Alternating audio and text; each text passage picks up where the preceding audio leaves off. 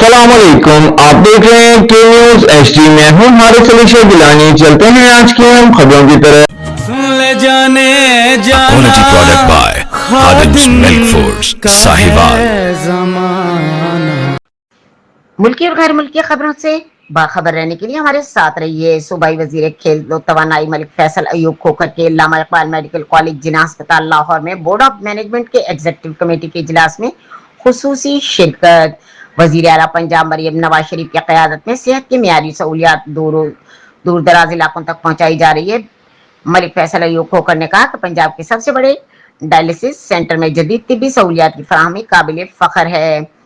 صوبائی وزیر کھیل و توانائی کے ملک فیصل ایوب کھوکھر نے علامہ اقبال میڈیکل کالج جناح اسپتال لاہور میں بورڈ آف مینجمنٹ کی ایگزیکٹو کمیٹی کے اجلاس میں خصوصی شرکت کی۔ اجلاس کی صدارت chairman board of management Gohar Ijaz نے کی، جبکہ principal Allama Iqbal medical college professor doctor Tayyaba Waseem, group director Syed Burhan Ali, general manager welfare Muhammad Younis اور دیگر متعلقہ افسران بھی موجود تھے۔ اجلاس میں جناح اسپتال میں طبی سہولیات کی بہتری، مریضوں کے معیار، علاج کی فراہمی، انتظامی امور، مستقبل کی ترقیاتی منصوبے اور عوامی فلاح سے متعلق مختلف تجاویز بھی تفصیلی غور کیا گیا۔